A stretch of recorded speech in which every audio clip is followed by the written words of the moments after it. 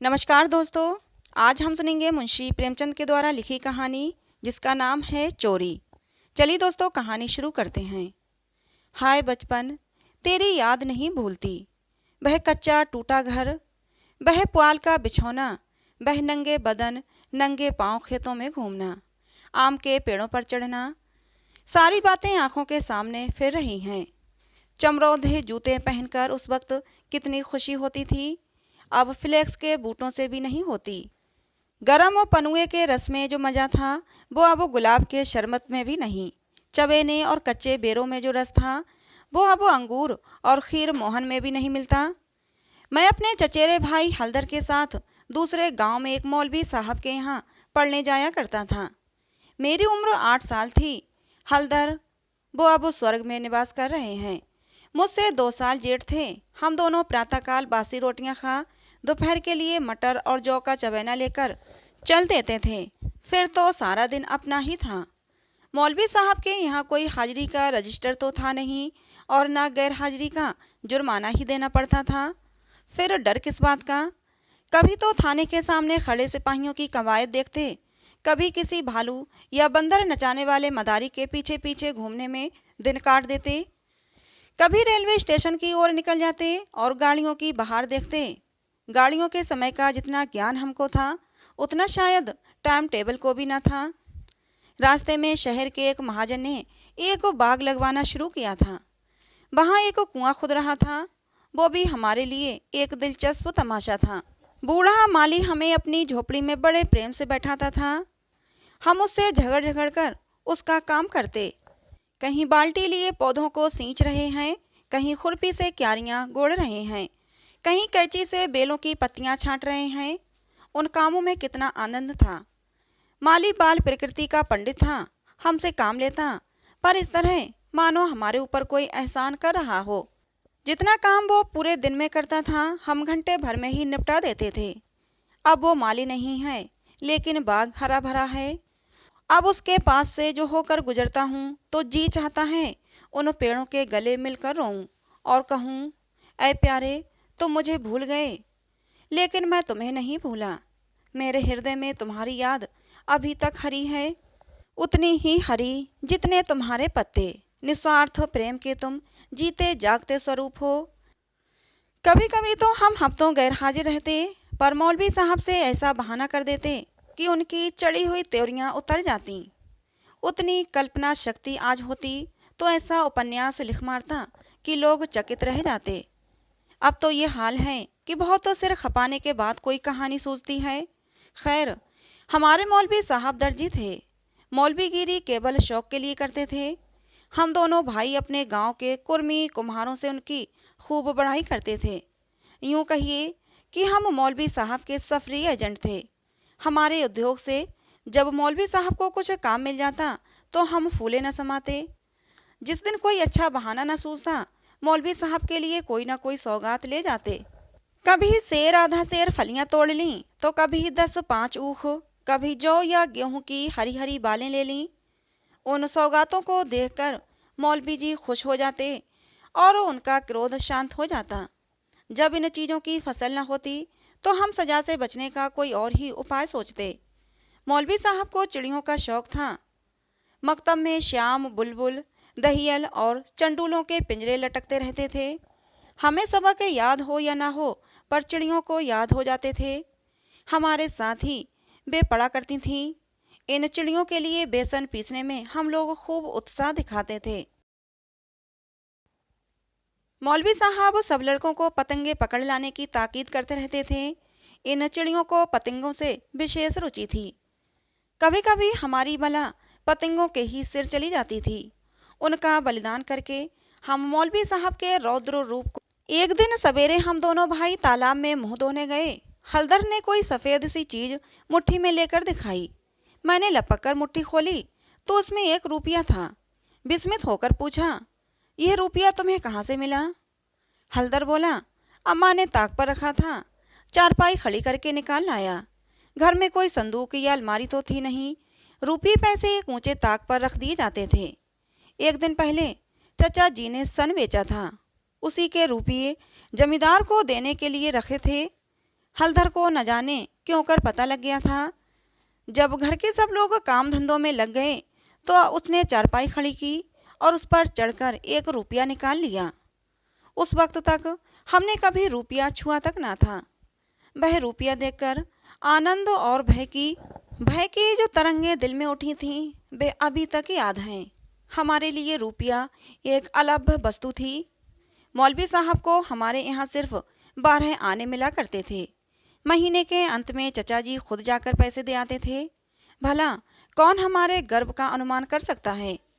लेकिन मार का भय आनंद में विघ्न डाल रहा था। रुपये अनगिनती तो थे ही नहीं। चोरी खुल जाना मानी हुई बात थी। चचा जी के क्रोध का भी मुझे तो नहीं, हलधर को प्रत्यक्ष अनुभव हो चुका था। यूं से ज्यादा सीधा साधा आदमी दुनिया में न था। चचा ने उनकी रक्षा का भार सिर पर रख लिया होता तो कोई बनिया उन्हें बाजार में बेच सकता था, पर जब क्रोध आ जाता तो फिर उन्हें कुछ न सूझता था। और तो और चची भी उनके क्रोध का सामना करते डरती थीं। हम दोनों भाई कई मिनट तक इन्हीं बातों पर विचार करते रहे और आखिर यही निश्चय हुआ कि आई हुई लक्ष्मी को ना जाने देना चाहिए। एक तो हमारे ऊपर संदेह होगा ही नहीं, अगर हुआ भी तो हम साफ इनकार कर जाएंगे, कहेंगे हम रुपया लेकर क्या करते। थोड़ा सोच विचार करते तो ये निश्चय पलट जाता और वो भीभत्स लीला न होती जो आगे चलकर हुई थी। पर उस समय हम में शांति से विचार करने की क्षमता तो थी ही नहीं। मुंह हाथ धोकर हम दोनों घर आए और डरते डरते अंदर कदम रखा। अगर कहीं इस वक्त तलाशी की नौबत आती तो फिर भगवान ही मालिक हैं। लेकिन सब लोग अपना अपना काम कर रहे थे, कोई हमसे ना बोला। हमने नाश्ता भी ना किया, चबेना भी ना लिया, किताब बगल में दबाई और मदरसे का रास्ता लिया। बरसात के दिन थे, आकाश पर बादल छाए हुए थे। हम दोनों खुश खुश मकतब चले जा रहे थे। आज काउंसिल की मिनिस्ट्री पाकर भी शायद उतना आनंद ना होता। हजारों मंसूबे बांधते थे, हजारों हवाई किले बनाते थे। यह अवसर बड़े भाग्य से मिला था। जीवन में फिर शायद ही वह अवसर मिले। इसलिए रुपये को इस तरह खर्च करना चाहते थे कि ज़्यादा से ज़्यादा दिनों तक चल सके। यद्यपि उन दिनों 5 आने सेर बहुत अच्छी मिठाई मिलती थी और शायद आधा सेर मिठाई में हम दोनों अफर जाते। लेकिन ये ख्याल हुआ कि मिठाई खाएंगे तो रुपया आज ही गायब हो जाएगा। कोई सस्ती चीज़ खानी चाहिए जिसमें मज़ा भी आए, पेट भी भरे और पैसे भी कम खर्च हों। आखिर अमरूदों पर हमारी नज़र गई। हम दोनों राजी हो गए। 2 पैसे के अमरूद लिए। सस्ता समय था, बड़े बड़े 12 अमरूद मिले। हम दोनों के कुर्ते भर गए। जब हलदर ने खटकिन के हाथ में रुपया रखा तो उसने संदेह से देखकर पूछा, रुपया कहाँ से पाया लाला, चुरा तो नहीं लाए? जवाब हमारे पास तैयार था। ज़्यादा नहीं तो 2-3 किताबें पढ़ ही चुके थे। विद्या का कुछ कुछ असर हो चला था। मैंने झट से कहा, मौलवी साहब की फीस देनी है, घर में पैसे न थे तो चचा जी ने रुपया ही दे दिया। इस जवाब ने खटकिन का संदेह दूर कर दिया। हम दोनों ने एक पुलिया पर बैठकर खूब अमरूद खाए। मगर अब 15.5 आने पैसे कहाँ ले जाएं? 1 रुपया छिपा लेना तो इतना मुश्किल काम न था। पैसों का ढेर कहाँ छिपता। ना कमर में इतनी जगह थी और ना ही जेब में इतनी गुंजाइश थी। उन्हें अपने पास रखना चोरी का ढिंढोरा पीटना था। बहुत तो सोचने के बाद ये निश्चय किया कि 12 आने तो मौलवी साहब को दे दिए जाएं, शेष 3.5 आने की मिठाई उड़ाई जाए। ये फैसला करके हम लोग मकतब पहुँचे। आज कई दिन के बाद गए थे। मौलवी साहब ने बिगड़कर पूछा, इतने दिन कहाँ रहे? मैंने कहा, मौलवी साहब घर में गमी हो गई थी। ये कहते कहते 12 आने उनके सामने रख दिए। फिर क्या पूछना था। पैसे देखते ही मौलवी साहब की बाँछें खिल गईं। महीना ख़त्म होने में अभी कई दिन बाकी थे। साधारणतः महीना चढ़ जाने और बार बार तकाजे करने पर भी कहीं पैसे मिलते थे। अब की इतनी जल्दी पैसे पाकर उनका खुश होना कोई अस्वाभाविक बात न थी।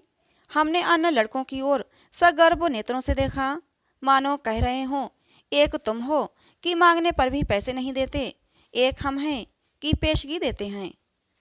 हम अभी सबक पढ़ ही रहे थे कि मालूम हुआ आज तालाब का मेला है, दोपहर में छुट्टी हो जाएगी। मौलवी साहब मेले में बुलबुल उड़ाने जाएंगे।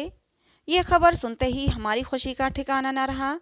12 आने तो बैंक में जमा ही कर चुके थे, 3.5 आने में मेला देखने की ठहरी। खूब बाहर रहेगी, मज़े से रेवड़ियाँ खाएंगे, गोलगप्पे उड़ाएंगे, झूले पर चढ़ेंगे और शाम को घर पहुँचेंगे। लेकिन मौलवी साहब ने एक कड़ी शर्त ये लगाती थी कि सब लड़के छुट्टी के पहले अपना अपना सबक सुना दें। जो सबक ना सुना सकेगा उसे छुट्टी ना मिलेगी। नतीजा ये हुआ कि मुझे तो छुट्टी मिल गई, पर हलधर कैद कर लिए गए और कई लड़कों ने भी सबक सुना दिए थे। वे सभी मेला देखने चल पड़े। मैं भी उनके साथ हो लिया। पैसे मेरे ही पास थे, इसलिए मैंने हलधर को साथ लेने का इंतजार न किया। तय हो गया था कि वह छुट्टी पाते ही मेले में आ जाएं और दोनों साथ साथ मेला देखें। मैंने वचन दिया था कि जब तक वो ना आएंगे 1 पैसा भी खर्च न करूँगा। लेकिन क्या मालूम था कि दुर्भाग्य कुछ और ही लीला रच रहा है। मुझे मेला पहुँचे 1 घंटे से ज़्यादा गुजर गया, पर हलधर का कहीं पता नहीं। क्या अभी तक मौलवी साहब ने छुट्टी नहीं दी या फिर वो रास्ता भूल गए? आंखें फाड़ फाड़ कर सड़क की ओर देखता था। अकेला मेला देखने में जी न लगता था।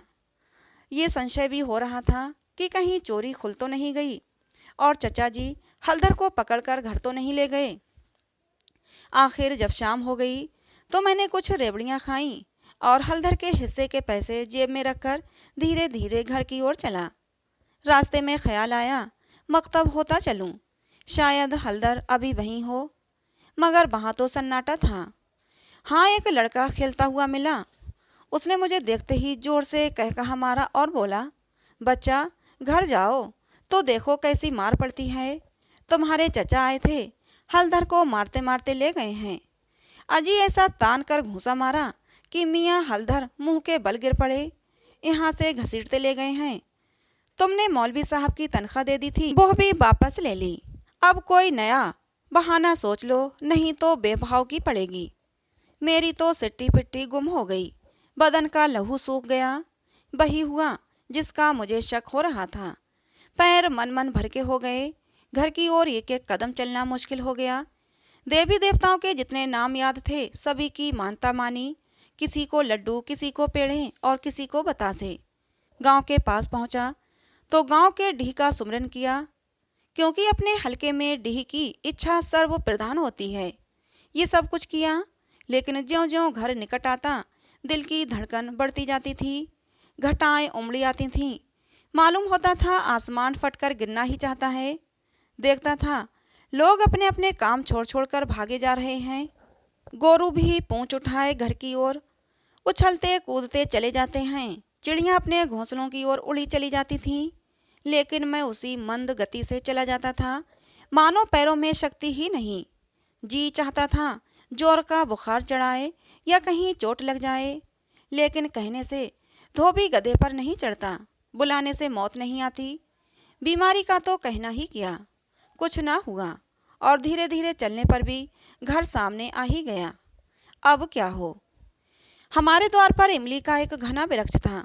मैं उसी की आड़ में छिप गया कि जरा और अंधेरा हो जाए तो चुपके से घुस जाऊं और अम्मा के कमरे में चारपाई के नीचे जा बैठूं। जब सब लोग सो जाएंगे तो अम्मा से सारी कथा कह सुनाऊंगा। अम्मा कभी नहीं मारती, जरा उनके सामने झूठ मूठ रोऊंगा तो वो और भी पिघल जाएंगी। रात कट जाने पर फिर कौन पूछता है। सुबह तक सबका गुस्सा ठंडा हो जाएगा। मगर ये मंसूबे पूरे हो जाते तो इसमें संदेह नहीं कि मैं बेदाग बच जाता। लेकिन वहाँ तो विधाता को कुछ और ही मंजूर था। मुझे एक लड़के ने देख लिया और मेरे नाम की रट लगाते हुए सीधे मेरे घर में भागा। अब मेरे लिए कोई आशा न रही। लाचार घर में दाखिल हुआ तो सहसा मुंह से एक चीख निकल गई, जैसे मार खाया हुआ कुत्ता किसी को अपनी ओर आता देखकर भय से चिल्लाने लगता है। बरोठे में पिताजी बैठे थे। पिताजी का स्वास्थ्य इन दिनों कुछ खराब हो गया था। छुट्टी लेकर घर आए हुए थे। ये तो नहीं कह सकता कि उन्हें शिकायत क्या थी, पर वह मूंग की दाल खाते थे और संध्या समय शीशे के गिलास में एक वो बोतल में से कुछ उंडेल कर पिया करते थे। शायद वो किसी तजुर्बेकार हकीम की बताई हुई दवा थी। दवाएं सब बासने वाली और कड़वी होती हैं, ये दवा भी बुरी ही थी। पर पिताजी न जाने क्यों इस दवा को खूब मजा ले लेकर पीते थे। हम तो जो दवा पीते हैं तो आंखें बंद करके एक ही घूंट में गटक जाते हैं, पर शायद इस दवा का असर धीरे धीरे पीने में ही होता है। पिताजी के पास गांव के 2-3 और कभी कभी 4-5 और रोगी भी जमा हो जाते और घंटों दवा पीते रहते थे। मुश्किल से खाना खाने उठते थे। इस समय भी वो दवा पी रहे थे। रोगियों की मंडली जमा थी। मुझे देखते ही पिताजी ने लाल लाल आंखें करके पूछा, कहाँ थे अब तक? मैंने दबी जबान से कहा, कहीं तो नहीं। तो अब तू चोरी की आदत सीख रहा है? बोल, तूने रुपया चुराया कि नहीं? मेरी जबान बंद हो गई। सामने नंगी तलवार नाच रही थी। शब्द भी निकालते हुए डरता था। पिताजी ने जोर से डांट कर पूछा, बोलता क्यों नहीं? तूने रुपया चुराया कि नहीं? मैंने जान पर खेलकर कहा, मैंने कहा। मुंह से पूरी बात भी ना निकलने पाई थी कि पिताजी विकराल रूप धारण किए, दांत पीसते झपट कर उठे और हाथ उठाए मेरी ओर चले। मैं जोर से चिल्लाकर रोने लगा। ऐसा चिल्लाया कि पिताजी भी सहम गए। उनका हाथ उठा ही रह गया। शायद समझे कि जब वो इसका अभी से ये हाल है तो तमाचा पड़ने पर तो शायद इसकी जान ही निकल जाए। मैंने जो देखा कि मेरी हिकमत काम कर गई तो और भी गला फाड़ फाड़ कर रोने लगा। इतने में मंडली के 2-3 आदमियों ने पिताजी को पकड़कर बिठा लिया और मेरी ओर इशारा किया कि भाग जा। बच्चे ऐसे मौके पर और भी मचल जाते हैं और व्यर्थ मार खा जाते हैं। मैंने बुद्धिमानी से काम लिया, लेकिन अंदर का दृश्य इससे कहीं भयंकर था। मेरा तो खून सर्द हो गया। हलधर के दोनों हाथ एक खंबे से बंधे थे। सारी देह धूल धूसरित हो रही थी और वो अभी तक सिसक रहे थे। शायद वो आंगन भर में लौटे थे। ऐसा मालूम हुआ कि सारा आंगन उनके आंसुओं से भर गया है।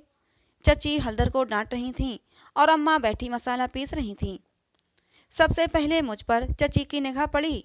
मुझे देखते ही बोली, लो वो भी आ गया।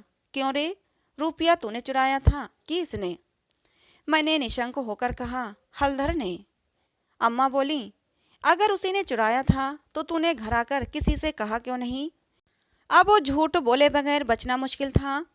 मैं तो समझता हूँ कि जब आदमी को जान का खतरा हो तो झूठ बोलना क्षम्य है। हलधर मार खाने के आदी थे। 2-4 घूंसे और पड़ने से उनका कुछ ना बिगड़ सकता था। मैंने मार कभी ना खाई थी। मेरा तो 2 ही 4 घूंसों में काम तमाम हो जाता। फिर हलधर ने भी तो अपने को बचाने के लिए मुझे फंसाने की पूरी चेष्टा की थी। नहीं तो चची मुझसे ये क्यों पूछती, रुपया तूने चुराया या हलधर ने? किसी भी सिद्धांत से मेरा झूठ बोलना इस समय स्तुत तो नहीं तो क्षम्य जरूर था। मैंने छूटते ही कहा, हलधर कहते थे किसी से बताया तो मार ही डालूंगा। अम्मा बोली, देखा वही बात ना निकली। मैं तो कहती थी कि बच्चा की ऐसी आदत नहीं। पैसा तो वो हाथ से छूता ही नहीं, लेकिन सब लोग मुझी को उल्लू बनाने लगे। हलधर बोले, मैंने तुमसे कब कहा था कि बताओगे तो मारूंगा? मैं बोला, वहीं तालाब के किनारे तो। हलधर, अम्मा बिल्कुल झूठ है। चची, झूठ नहीं सच है। झूठा तो तू है और तो सारा संसार सच्चा है। तेरा नाम निकल गया ना। तेरा बाप नौकरी करता, बाहर से रुपये कमा लाता, 4 जने उसे आदमी कहते तो तू भी सच्चा होता। अब तो तू ही झूठा है। जिसके भाग में मिठाई लिखी थी उसने मिठाई खाई। तेरे भाग में तो लात खाना ही लिखा था। ये कहते हुए चची ने हलधर को खोल दिया और हाथ पकड़कर भीतर ले गईं। मेरे विषय में स्नेहपूर्ण आलोचना करके अम्मा ने पासा पलट दिया था, नहीं तो अभी बेचारे पर ना जाने कितनी मार पड़ती। मैंने अम्मा के पास बैठकर अपनी निर्दोषता का राग खूब अलापा। मेरी सरल हृदया माता मुझे सत्य का अवतार समझती थीं। उन्हें पूरा विश्वास हो गया था कि सारा अपराध हलधर का है। एक क्षण बाद मैं गुड़ चबैना लिए कोठरी से बाहर निकला। हलधर भी उसी वक्त चौड़ा खाते हुए बाहर निकले। हम दोनों साथ साथ बाहर आए और अपनी अपनी बीती सुनाने लगे। मेरी कथा सुखमय थी और हलधर की दुखमय, पर अंत दोनों का एक था, गुड़ और चबैना। तो दोस्तों, ये कहानी आपको कैसी लगी ज़रूर बताना। कहानी अगर अच्छी लगी हो तो प्लीज़ जाते जाते कहानी को एक लाइक कर देना। ऐसे ही और कहानियों के लिए हमारे चैनल को सब्सक्राइब जरूर कर लेना। मिलते हैं दोस्तों अगली किसी नई कहानी में।